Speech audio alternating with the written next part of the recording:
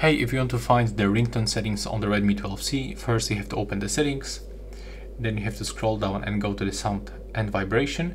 And as you can see here, we can find the ringtone settings. So we've got first the ringtone that we can change. There we go, and we are moved to this shop of the ringtones, so we can choose from the local ringtones that you have on your device. You can use the file manager, recorder, or the music, but if you are looking for the custom one, you have to go for the file manager. You have to accept everything that is popping on your screen, and here from the audio files we can pick your custom ringtone. But if you want to get it from the pre-installed ringtones, here you can go for the ringtone and just simply change it.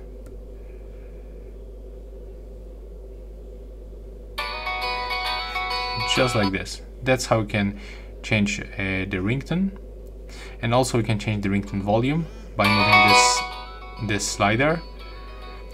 Also, when you are looking for the more ringtone volumes, there's also the silent mode, so it will mute or you will mute or unmute the incoming calls and the notifications. From the vibration, you can toggle them on and off in the silent mode, and in the additional settings there's actually nothing about the call settings. So yeah, that's all. Right now, subscribe to my channel. Bye bye.